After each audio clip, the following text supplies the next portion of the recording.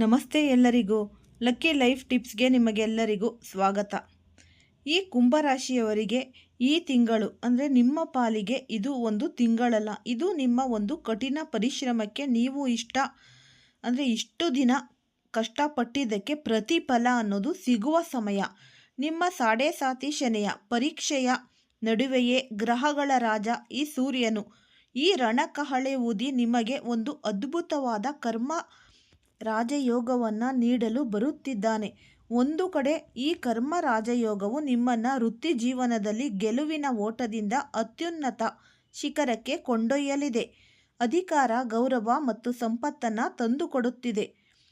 ಒಂದು ಕಡೆ ಈ ಶನಿ ಭಗವಾನರು ಮತ್ತು ರಾಹುವಿನ ಪ್ರಭಾವದಿಂದ ನಿಮ್ಮ ಆರೋಗ್ಯ ಮತ್ತು ಮಾತು ನಿಮ್ಮ ಜೀವನದ ಅತಿ ಪರೀಕ್ಷೆಯಾಗಿ, ದೊಡ್ಡದಾದ ಪರೀಕ್ಷೆಯಾಗಿ ನಿಲ್ಲಲಿದೆ.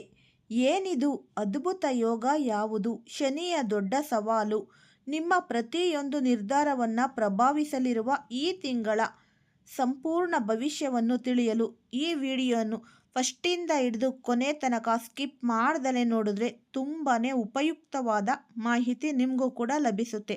ಈ ವಿಡಿಯೋ ಇಷ್ಟ ಆಗಿದ್ದಲ್ಲಿ ಪುಟ್ಟದೊಂದು ಲೈಕ್ ಕೊಡೋದನ್ನ ಮರಿಬೇಡಿ. ಮತ್ತು ಕುಂಭರಾಶಿಯವರು ಯಾರೆಲ್ಲ ಇದ್ದೀರಾ ಅವ್ರಿಗೆ ಹೆಚ್ಚಾಗಿ ಈ ವಿಡಿಯೋವನ್ನು ಶೇರ್ ಮಾಡಿ. ಓಂ ಶ್ರೀ ಶನೇಶ್ವರಾಯ ನಮಃ ಅಂತ ಕಮೆಂಟ್ ಬಾಕ್ಸ್ನಲ್ಲಿ ಕಮೆಂಟನ್ನು ಹಾಕಿ. ಇಲ್ಲ ಅಂದರೆ ನಿಮ್ಮ ಮನೆ ದೇವರು, ನಿಮ್ಮ ಕುಲದೇವರ ಹೆಸರನ್ನು ಕಮೆಂಟ್ ಬಾಕ್ಸ್ನಲ್ಲಿ ಹಾಕಿ. ಈ ಕುಂಭರಾಶಿಯ ಅಧಿಪತಿ ಬಂದು ಶನಿ ಭಗವಾನರು. ಶನಿ ಭಗವಾನರು ಎಂದರೆ ಈ ನ್ಯಾಯ, ಶಿಸ್ತು, ಕರ್ಮ ಮತ್ತು ಸ್ಥಿರತೆ. ಈ ತಿಂಗಳು ನಿಮ್ಮ ರಾಶ್ಯಾಧಿಪತಿ ಶನಿಯು ನಿಮ್ಮ ಸ್ವಂತ ರಾಶಿಯಲ್ಲಿಯೇ ಅಂದರೆ ನಿಮ್ಮ ಲಗ್ನದಲ್ಲಿಯೇ ಸ್ಥಿತನಾಗಿ ಈ ಶಶ ಮಹಾಪುರುಷ ರಾಜಯೋಗವನ್ನು ಸೃಷ್ಟಿಸಲಿದ್ದಾನೆ. ಇದು ನಿಮ್ಮ ವ್ಯಕ್ತಿತ್ವಕ್ಕೆ ಅಗಾಧವಾದ ಶಕ್ತಿ, ಗಾಂಭೀರ್ಯ ಮತ್ತು ಸ್ಥಿರತೆಯನ್ನು ತಂದುಕೊಡುತ್ತಿದೆ. ಆದರೆ ಇದು ಅಂತಿಮ ಹಂತದ ಸಾಡೆಸಾತಿ ಶನಿಯ ಪ್ರಭಾವವು ಆಗಿರುವುದರಿಂದ ನಿಮ್ಮ ಮೇಲೆ ಅತಿಯಾದ ಜವಾಬ್ದಾರಿ, ಒತ್ತಡ ಮತ್ತು ಆಲಸ್ಯವನ್ನು ತರಲಿದೆ. ಇದರ ಜೊತೆಗೆ ದೇವಗುರು ಬೃಹಸ್ಪತಿಯು ನಿಮ್ಮ ಸುಖಸ್ಥಾನವಾದ 4ನೇ ಮನೆಯಲ್ಲಿ ಸಂಚರಿಸುತ್ತಾ ನಿಮ್ಮ ಕುಟುಂಬ, ಆಸ್ತಿ ಮತ್ತು ಈ ವಾಹನ ಸುಖವನ್ನು ರಕ್ಷಿಸಲಿದ್ದಾನೆ. ಆದರೆ ಈ ತಿಂಗಳ ಅತ್ಯಂತ ದೊಡ್ಡ ಬದಲಾವಣೆ ನಡೆಯುವುದು ತಿಂಗಳ ಮಧ್ಯಭಾಗದಲ್ಲಿ. ಗ್ರಹಗಳ ರಾಜ ಸೂರ್ಯನು ನಿಮ್ಮ ಭಾಗ್ಯಸ್ಥಾನದಿಂದ ನಿಮ್ಮ ಕರ್ಮಸ್ಥಾನಕ್ಕೆ ಪ್ರವೇಶಿಸುತ್ತಿದ್ದಾನೆ. ನಿಮಗೆ ಕರ್ಮ ರಾಜಯೋಗವನ್ನು ಸೃಷ್ಟಿಸುತ್ತಿದೆ. ಈ ಸಮಯದಲ್ಲಿ ಶುಕ್ರ ಮತ್ತು ಬುಧನು ನಿಮ್ಮ ಲಾಭಸ್ಥಾನಕ್ಕೆ ಪ್ರವೇಶಿಸುವುದರಿಂದ ನೀವು ಮಾಡುವ ಪ್ರತಿಯೊಂದು ಕೆಲಸವೂ ಲಾಭವಾಗಿ ಪರಿವರ್ತನೆಯಾಗಲಿದೆ. ಒಟ್ಟಾರೆಯಾಗಿ ಹೇಳುವುದಾದರೆ ಗ್ರಹಗಳು ನಿಮ್ಮನ್ನು ಉದ್ಯೋಗದಲ್ಲಿ ರಾಜನನ್ನಾಗಿ ಮಾಡಲು ಸಂಕಲ್ಪ ಮಾಡಿವೆ. ಆದರೆ ರಾಹು ಕೇತುಗಳ ಈ ಅಕ್ಷ ಮತ್ತು ಶನಿಯು ನಿಮ್ಮನ್ನು ಪರೀಕ್ಷಿಸಲು ಕಾದಿವೆ. ಅದರ ಬಗ್ಗೆ ನಾವು ಹೇಗೆ ಅಂತ ಮುಂದೆ ತಿಳಿಯೋಣ. ಮೊದಲು ನಿಮ್ಮ ಜೀವನದ ವಿವಿಧ ಕ್ಷೇತ್ರಗಳ ಆಗಲಿರುವ ಸಕಾರಾತ್ಮಕ ಬದಲಾವಣೆಗಳ ಬಗ್ಗೆ ನೋಡೋಣ. ವೃತ್ತಿ ಜೀವನ. ಕುಂಭರಾಶಿಯವರಿಗೆ ತಮ್ಮ ಕೆಲಸದಲ್ಲಿ ಹೊಸತನ ಮತ್ತು ಈ ಸೃಜನಶೀಲತೆ ಎಂದರೆ ಬಹಳ ಇಷ್ಟ. ಈ ತಿಂಗಳು, ವಿಶೇಷವಾಗಿ ತಿಂಗಳ ದ್ವಿತೀಯಾರ್ಧದಲ್ಲಿ ನಿಮ್ಮ ವೃತ್ತಿ ಜೀವನವು ರಾಕೆಟ್ ವೇಗದಲ್ಲಿ ಮುನ್ನುಗ್ಗಲಿದೆ. ನೀವು ಉದ್ಯೋಗದಲ್ಲಿದ್ದರೆ ಕರ್ಮ ರಾಜಯೋಗದ ಪ್ರಭಾವದಿಂದ ಬಹುಕಾಲದಿಂದ ನೀವು ಕಾಯುತ್ತಿದ್ದ ಈ ತುಂಬಿದ ಅಧಿಕಾರ ಅಂದರೆ ಬಡ್ತಿ ಅಧಿಕಾರ ಅಥವಾ ದೊಡ್ಡ ಜವಾಬ್ದಾರಿ ನಿಮ್ಮನ್ನು ಹುಡುಕಿಕೊಂಡು ಬರಲಿದೆ. ನಿಮ್ಮ ಮಾತಿಗೆ ಕಚೇರಿಯಲ್ಲಿ ವಿಶೇಷ ಬೆಲೆ ಅನ್ನೋದು ಕೊಡ್ತಾರೆ. ನಿಮ್ಮ ನಾಯಕತ್ವದ ಗುಣಗಳು ಪ್ರಕಟವಾಗಲಿದ್ದು ದೊಡ್ಡ ತಂಡವನ್ನು ಮುನ್ನಡೆಸುವ ಅವಕಾಶ ಸಿಗಲಿದೆ. ತಂತ್ರಜ್ಞಾನ, ಸಂಶೋಧನೆ, ಇಂಜಿನಿಯರಿಂಗ್, ಸಮಾಜ ಸೇವೆ ಅಥವಾ ಈ ಬೋಧನಾ ವೃತ್ತಿಯಲ್ಲಿ ಇರುವವರಿಗೆ ಇದು ಅತ್ಯಂತ ಯಶಸ್ವಿಯ ತಿಂಗಳು. ಸರ್ಕಾರಿ ಉದ್ಯೋಗಕ್ಕಾಗಿ ಪ್ರಯತ್ನಿಸುತ್ತಿರುವವರಿಗೆ ಅಥವಾ ಈ ಸರ್ಕಾರಿ ಕಾಂಟ್ರಾಕ್ಟ್ಗಳಿಗಾಗಿ ಕಾಯುತ್ತಿರುವವರಿಗೆ ಶುಭ ಸುದ್ದಿ ನಿಶ್ಚಿತ. ಇನ್ನು ವ್ಯವಹಾರ ಮಾಡುವ ಕುಂಭರಾಶಿಯವರಿಗೆ ಇದು ಲಾಭದ ಸುಖಿ ಕಾಲ. ಶುಕ್ರ ಮತ್ತು ಬುಧನ ಸಂಚಾರವು ನಿಮ್ಮ ವ್ಯವಹಾರದಲ್ಲಿ ಹೊಸ ಉತ್ಸಾಹವನ್ನು ತರುತ್ತಿದೆ. ಹೊಸ ಒಪ್ಪಂದಗಳು, ಹೊಸ ಪಾಲುದಾರಿಕೆಗಳು ಮತ್ತು ನಿರೀಕ್ಷೆಗೂ ಮೀರಿದ ಲಾಭಾಂಶವನ್ನು ಕಾಣುವಿರಿ. ನಿಮ್ಮ ವ್ಯವಹಾರದ ಹೆಸರು ಮತ್ತು ಕೀರ್ತಿ ಎಲ್ಲೆಡೆ ಹರಡಲಿದೆ. ವೃತ್ತಿ ಕ್ಷೇತ್ರದವರಿಗೆ ವಿಶೇಷ ಸೂಚನೆ. ಈ ಯಶಸ್ಸು ಶನಿಯ ಪರೀಕ್ಷೆಯಿಂದಾಗಿದೆ. ಅಧಿಕಾರ ಬಂದಾಗ ಅಹಂಕಾರ ಪಡೆಯಬೇಡಿ. ನಿಮ್ಮ ಕೈಯಲ್ಲಿ ಉದ್ಯೋಗಿಗಳನ್ನು ವಿನಯದಿಂದ ನಡೆಸಿಕೊಳ್ಳಿ. ಇನ್ನು ಹಣಕಾಸಿನ ವಿಚಾರ ನೋಡುವುದಾದರೆ ಲಾಭಸ್ಥಾನದಲ್ಲಿ ಶುಕ್ರ ಮತ್ತು ಈ ಬುಧನ ಸಂಚಾರವು ನೀವು ಮುಟ್ಟಿದ್ದೆಲ್ಲ ಚಿನ್ನವಾಗುವ ಸಮಯವನ್ನು ತರುತ್ತಿದೆ.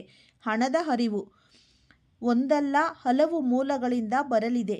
ನಿಮ್ಮ ವೈಯಕ್ತಿಕ ಯಶಸ್ಸು ನೇರವಾಗಿ ನಿಮ್ಮ ಬ್ಯಾಂಕ್ ಖಾತೆಯಲ್ಲಿ ಪ್ರತಿಫಲಿಸುತ್ತಿದೆ. ಹಿಂದೆ ಮಾಡಿದ ಹೂಡಿಕೆಗಳು ಈಗ ಉತ್ತಮ ಲಾಭವನ್ನು ತಂದುಕೊಡಲಿದೆ. ದೇವಗುರು ಬೃಹಸ್ಪತಿಯು 4ನೇ ಮನೆಯಲ್ಲಿ ಇರುವುದರಿಂದ ಭೂಮಿ, ಮನೆ ಅಥವಾ ಈ ಹೊಸ ವಾಹನವನ್ನು ಖರೀದಿಸುವ ನಿಮ್ಮ ಕನಸು ನನಸಾಗಲು ಇದು ಅತ್ಯುತ್ತಮ ಸಮಯ. ಆದರೆ 2ನೇ ಮನೆಯಲ್ಲಿ ರಾಹು ಇರುವುದರಿಂದ ಹಣಕಾಸಿನ ವ್ಯವಹಾರದಲ್ಲಿ ಮೋಸ ಹೋಗುವ ಸಾಧ್ಯತೆ ತುಂಬಾ ಇದೆ. ಆದಷ್ಟು ಯಾರನ್ನು ಕಣ್ಣು ಮುಚ್ಚಿ ನಂಬಲಿಕ್ಕೆ ಹೋಗಬೇಡಿ. ಕುಟುಂಬಕ್ಕಾಗಿ ಅನಿರೀಕ್ಷಿತ ಖರ್ಚುಗಳು ಸಹ ಹೆಚ್ಚಾಗುತ್ತೆ. ಆರೋಗ್ಯವೇ ಭಾಗ್ಯ. ಇದು ಈ ತಿಂಗಳು ನೀವು ಅತ್ಯಂತ ಗಮನ ಹರಿಸಬೇಕಾದ ಕ್ಷೇತ್ರ. ನಿಮ್ಮ ರಾಶ್ಯಾಧಿಪತಿ ಶನಿಯೇ ನಿಮ್ಮ ಲಗ್ನದಲ್ಲಿ ಶನಿ ಇರುವುದರಿಂದ ಮಾನಸಿಕ ಒತ್ತಡ, ಆತಂಕ ಮತ್ತು ವಿಪರೀತ ಆಲಸ್ಯ ನಿಮ್ಮನ್ನು ಕಾಡಬಹುದು. ಜೊತೆಗೆ ಅಷ್ಟಮ ಸ್ಥಾನದಲ್ಲಿ ಕೇತುವಿನ ಸಂಚಾರವು ಹಠಾತ್ ಆರೋಗ್ಯ ಸಮಸ್ಯೆಗಳನ್ನು ತರಬಹುದು. ಸಮಸ್ಯೆಯನ್ನು ಪತ್ತೆ ಹಚ್ಚುವುದೇ ಕಷ್ಟವಾಗಬಹುದು. ನರಗಳಿಗೆ ಸಂಬಂಧಪಟ್ಟ ಸಮಸ್ಯೆಗಳು, ಮೂಳೆ ನೋವೇ ಆಗಿರ್ಬೋದು ಅಥವಾ ಹಳೆಯ ಕಾಯಿಲೆಗಳು ಮರುಕಳಿಸಬಹುದು. ಈ ಮಂಗಳನ ಸಂಚಾರವು ಜೀರ್ಣಕ್ರಿಯೆ ಮತ್ತು ರಕ್ತದ ಒತ್ತಡದ ಬಗ್ಗೆ ಎಚ್ಚರಿಕೆ ವಹಿಸಲು ಸೂಚಿಸುತ್ತಾ ಇದೆ. ಆದ್ದರಿಂದ ಈ ತಿಂಗಳು ಆರೋಗ್ಯವನ್ನು ಯಾವುದೇ ಕಾರಣಕ್ಕೂ ನಿರ್ಲಕ್ಷಿಸಬೇಡಿ. ಯೋಗ, ಧ್ಯಾನ ಮತ್ತು ನಿಯಮಿತ ವ್ಯಾಯಾಮವನ್ನು ನಿಮ್ಮ ಜೀವನದ ಭಾಗವನ್ನಾಗಿಸಿಕೊಳ್ಳಿ. ಪ್ರೀತಿ ಮತ್ತು ಸಂಬಂಧಗಳ ವಿಷಯದಲ್ಲಿ ಇದು ಮಿಶ್ರ ಫಲಗಳ ತಿಂಗಳು. ನಿಮ್ಮ ಕುಟುಂಬ ಸ್ಥಾನದಲ್ಲಿ ರಾಹು ಇರುವುದರಿಂದ ಮತ್ತು ಶನಿಯು ಲಗ್ನದಲ್ಲಿ ಇರುವುದರಿಂದ ನಿಮ್ಮ ಮಾತು ಅತ್ಯಂತ ಕಠೋರ ಮತ್ತು ನೇರವಾಗಿದೆ. ಇದರಿಂದ ನಿಮ್ಮ ಕುಟುಂಬದ ಸದಸ್ಯರೊಂದಿಗೆ ಮತ್ತು ನಿಮ್ಮ ಸಂಗಾತಿಯೊಂದಿಗೆ ತೀವ್ರ ಭಿನ್ನಾಭಿಪ್ರಾಯಗಳು ಉಂಟಾಗುತ್ತೆ. ಪ್ರೀತಿಯಲ್ಲಿನ ಜೋಡಿಗಳು ತಮ್ಮ ನಡುವೆ 3ನೇ ವ್ಯಕ್ತಿಯ ಪ್ರವೇಶವಾಗದಂತೆ ಎಚ್ಚರ ವಹಿಸಿ. ವಿವಾಹಿತರ ಜೀವನದಲ್ಲಿ ನೀವು ಕೆಲಸದ ಒತ್ತಡವನ್ನು ಮನೆಗೆ ತರುವುದರಿಂದ ಸಾಮರಸ್ಯ ಹಾಳಾಗಬಹುದು. ಆದರೆ 4ನೇ ಮನೆಯಲ್ಲಿರುವ ಗುರುವು ನಿಮ್ಮ ಕೌಟುಂಬಿಕ ಜೀವನವನ್ನು ಸಂಪೂರ್ಣವಾಗಿ ಹಾಳಾಗದಂತೆ ರಕ್ಷಿಸುತ್ತಾನೆ. ನಿಮ್ಮ ತಾಯಿಯೊಂದಿಗಿನ ಸಂಬಂಧ ಸುಧಾರಿಸುತ್ತದೆ. ವಿದ್ಯಾರ್ಥಿಗಳಿಗೆ ಶನಿದೇವ ನಿಮ್ಮಿಂದ ಕಠಿಣ ಪರಿಶ್ರಮ ಮತ್ತು ಶಿಸ್ತನ್ನು ಬಯಸುತ್ತಾನೆ.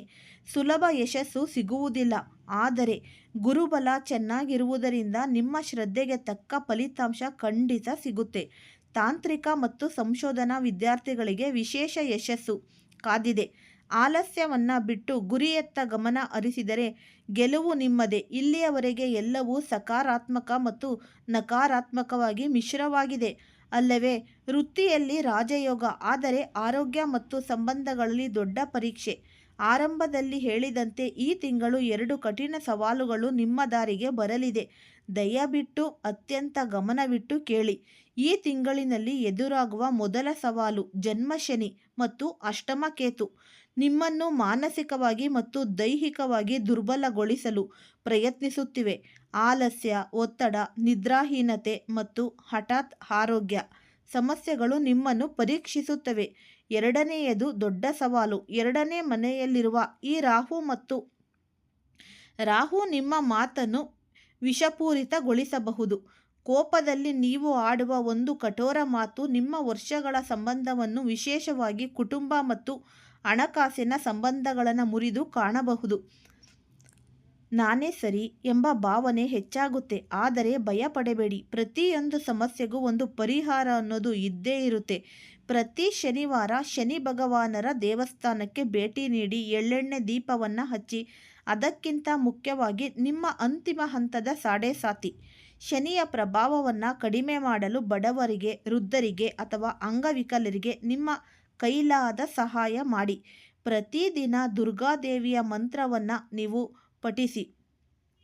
ಮತ್ತು ಕುಟುಂಬದೊಂದಿಗೆ ಮಾತನಾಡುವಾಗ ನೀವು ಕೋಪ ಬಂದಾಗ ನೀರು ಕುಡಿದು 10 ಹೆಜ್ಜೆ ನಡೆದು ನಂತರ ಮಾತನಾಡಿ. ಪ್ರತಿದಿನ ಬೆಳಿಗ್ಗೆ ನೀವು ಗಣಪತಿಯ ದರ್ಶನವನ್ನು ಮಾಡಿ. ಓಂ ಗಂ ಗಣಪತಿಯೇ ನಮಃ ಅಂತ ನೀವು ಸಾಧ್ಯವಾದರೆ 108 ಬಾರಿ ಜಪಿಸಿ. ಇಲ್ಲ ಅಂದರೆ ಟೈಮ್ ಇಲ್ಲ ಅನ್ನೋರು 21 ಬಾರಿ ಆದರೂ ನೀವು ಹೇಳಲೇಬೇಕು. ಮತ್ತು ಧ್ಯಾನವನ್ನು ಮಾಡಿ, ಅಭ್ಯಾಸ ಮಾಡಿ. ಈ ಸವಾಲು ನಿಮ್ಮನ್ನು ಸೋಲಿಸಲು ಬರುತ್ತಿಲ್ಲ, ಬದಲಾಗಿ ಯಶಸ್ಸಿನ ಜೊತೆಗೆ ವಿನಯ, ತಾಳ್ಮೆ, ಆರೋಗ್ಯದ ಮಹತ್ವವನ್ನು ಕಲಿಸಲು ಬರುತ್ತಿದೆ ಎಂಬುದನ್ನು ನೀವು ಮರಿಬಾರ್ದು. ಹಾಗಾದರೆ ಈ ಕುಂಭರಾಶಿಯವರೇ, ನವೆಂಬರ್ ತಿಂಗಳು ನಿಮಗೆ ಅವಕಾಶಗಳ ಖಜಾನೆಯನ್ನೇ ಹೊತ್ತು ತರುತ್ತಿದೆ. ಒಂದೆಡೆ ಕರ್ಮ ರಾಜಯೋಗವು ನಿಮ್ಮ ವೃತ್ತಿ ಮತ್ತು ಅಧಿಕಾರವನ್ನು ಉತ್ತುಂಗಕ್ಕೆ ಏರಿಸಲಿದೆ. ಮತ್ತೊಂದೆಡೆ ಶನಿದೇವನು ನಿಮ್ಮ ಆರೋಗ್ಯ ಮತ್ತು ಮಾತಿನ ಪರೀಕ್ಷೆ ನಡೆಸಲಿದ್ದಾನೆ. ನೀವು ಕುಂಭ ಅಂದರೆ ಸಮಚಿತ್ತದ ಪ್ರತೀಕ. ನಾನು ತಿಳಿಸಿದ ಪರಿಹಾರಗಳನ್ನು ಪಾಲಿಸಿ ತಾಳ್ಮೆ ಮತ್ತು ವಿವೇಕದಿಂದ ಮುನ್ನಡೆದರೆ ನೀವು ಈ ಸವಾಲನ್ನು ಗೆದ್ದು ನವೆಂಬರ್ ತಿಂಗಳನ್ನು ನಿಮ್ಮ ಜೀವನದ ಒಂದು ಸ್ಮರಣೀಯ ಮತ್ತು ವಿಜಯಶಾಲಿಯಾದ ಅಧ್ಯಯನವನ್ನಾಗಿ ಮಾಡಿಕೊಳ್ಳುವುದರಲ್ಲಿ ಯಾವುದೇ ಸಂದೇಹವೇ ಇಲ್ಲ.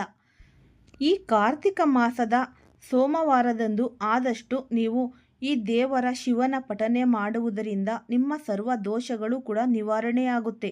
ಆದರೆ ಮೊದಲ ಸೋಮವಾರ ಮಾಡೋಕ್ಕಾಗಿಲ್ಲ ಅಂತ ಅನ್ನೋರು ಇನ್ನೂ ಒಂದು 3 ಸೋಮವಾರಗಳು ಇವೆ. ಹಾಗಾಗಿ ಇಲ್ಲಿ ಪವಿತ್ರವಾದಂತಹ ಒಂದು ಪರಮ ಪವಿತ್ರವಾದಂತಹ ಮಾಸ ಅಂತಲೇ ನಾವು ಅನ್ನಬಹುದು. ಮನೆಯಲ್ಲಿ ಸಾಧ್ಯವಾದರೆ ಸತ್ಯನಾರಾಯಣನ ಪೂಜೆ ವ್ರತ ಮಾಡಿಸಿ, ಇಲ್ಲ ನಿಮಗೆ ಸಾಧ್ಯ ಆಗಿಲ್ಲ ಅಂದರೆ ಈ ನವಗ್ರಹ ದಾನನಾದರೂ ಕೊಡಬಹುದು. ಮತ್ತು ಶಿವನ ಆರಾಧನೆ ಮಾಡುವುದು ತುಂಬಾ ಉತ್ತಮ ಅಂತಲೇ ಅನ್ನಬಹುದು. ಈ ಲಕ್ಷ್ಮಿ ಮತ್ತು ನಾರಾಯಣರ ಆರಾಧನೆ ಮಾಡಿದ್ವಿ ಅಂತ ಅಂದರೆ ಖಂಡಿತವಾಗಿಯೂ ನಿಮಗಿರುವ ಯಾವುದೇ ಸರ್ವ ಸಮಸ್ಯೆಗಳು, ಸರ್ವ ದುಃಖಗಳು, ದೋಷಗಳು ನಿವಾರಣೆ ಆಗುತ್ತೆ. ಮತ್ತು ಆದಷ್ಟು ಮರೆಯಬೇಡಿ, ಮತ್ತೊಂದು ಸಲ ಹೇಳ್ತಾ ಇದ್ದೀನಿ, ಈ ಕಾರ್ತಿಕ ಮಾಸ ಮುಗಿಯೋದ್ರೊಳಗಡೆ ಒಂದು ದಿನನಾದರೂ ಈ ಶಿವನ ದೇವಾಲಯಕ್ಕೆ ಹೋಗಿ ದೀಪಾರಾಧನೆಯನ್ನು ಮಾಡಿ. ಇದರಿಂದ ನಿಮಗೆ ವಿಶೇಷವಾದಂತಹ ಅದ್ಭುತವಾದಂತಹ ಒಂದು ಫಲ ಅನ್ನೋದು ಸಿಗುತ್ತೆ. ಎಲ್ಲ ಕೆಲಸದಲ್ಲೂ ನಿಮಗೆ ಯಶಸ್ಸು, ಪ್ರಗತಿ ಸಿಗ್ತಾ ಹೋಗುತ್ತೆ.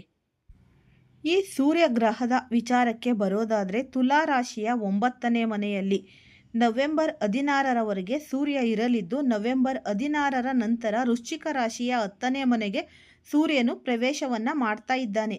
ಇನ್ನು ಬುಧ ಗ್ರಹದ ವಿಚಾರಕ್ಕೆ ಬರೋದಾದರೆ ವೃಶ್ಚಿಕ ರಾಶಿಯ 10ನೇ ಮನೆಯಲ್ಲಿ ಅಂದರೆ ನವೆಂಬರ್ 22ರವರೆಗೆ ಬುಧ ಇದ್ದು, ತದಾದ ನಂತರ ತುಲಾ ರಾಶಿಯ 9ನೇ ಮನೆಗೆ ನವೆಂಬರ್ 23ರಿಂದ ಪ್ರವೇಶವನ್ನು ಮಾಡಲಿದ್ದಾನೆ. ಇನ್ನು ಶುಕ್ರ ಗ್ರಹದ ವಿಚಾರಕ್ಕೆ ಬರೋದಾದರೆ ಈ ಕನ್ಯಾ ರಾಶಿಯ 8ನೇ ಮನೆಯಲ್ಲಿ ನವೆಂಬರ್ 1ರವರೆಗೆ ಇದ್ದಂತಹ ಶುಕ್ರನು ತುಲಾ ರಾಶಿಯ 9ನೇ ಮನೆಗೆ ನವೆಂಬರ್ 2ರಿಂದ 25ರವರೆಗೆ ಪ್ರವೇಶ ಮಾಡ್ತಾ ಇದ್ದಾರೆ. ಈ ಕುಂಭರಾಶಿಯವರಿಗೆ ವೃತ್ತಿಗೆ ಉತ್ತಮವಾದಂತಹ ಸಮಯ ಅಂತಲೇ ಅನ್ನಬಹುದು. ಈ ನವೆಂಬರ್ ತಿಂಗಳು ಶಕ್ತಿಶಾಲಿಯಾದಂತಹ 10ನೇ ಮನೆಯ ಕಾರಣದಿಂದ ನೀವು ವೃತ್ತಿಯಲ್ಲಿ ಯಶಸ್ಸನ್ನು ಸಾಧಿಸ್ತಾ ಹೋಗ್ತೀರಾ. ನೀವು ನಿಮ್ಮ ಮೇಲಾಧಿಕಾರಿಗಳಿಂದ ಪ್ರಶಂಸೆಯನ್ನು ಕೂಡ ಪಡಿತಾ ಹೋಗ್ತೀರಾ.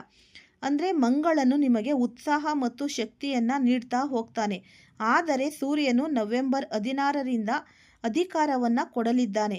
ನವೆಂಬರ್ 26ರಂದು ಶುಕ್ರನು 10ನೇ ಮನೆಗೆ ಪ್ರವೇಶ. ಕಾರಣ ಈ ವೃತ್ತಿಪರ ಆಕರ್ಷಣೆಯನ್ನು ಸೇರ್ತಾ ಇರೋದು. ಉದ್ಯೋಗಗಳು ಮತ್ತು ಸ್ಥಳಗಳನ್ನು ಬದಲಾಯಿಸಲು ಬಯಸುವವರು ಈ ತಿಂಗಳಲ್ಲಿ ಬಯಸಿದ ಫಲಿತಾಂಶಗಳನ್ನು ಕೂಡ ನೀವು ಪಡಿತಾ ಹೋಗ್ತೀರಾ. ಈ ವಿಡಿಯೋ ಇಷ್ಟ ಆಗಿದ್ದಲ್ಲಿ ಲೈಕ್ ಮಾಡಿ, ಶೇರ್ ಮಾಡಿ. ಯಾರಾದರೂ ಹೊಸದಾಗಿ ನೋಡ್ತಾ ಇದ್ದರೆ ಅವರು ಕೂಡ ಈ ಚಾನಲ್ಗೆ ಸಬ್ಸ್ಕ್ರೈಬ್ ಮಾಡ್ಕೊಳ್ಳಿ. ಧನ್ಯವಾದಗಳು.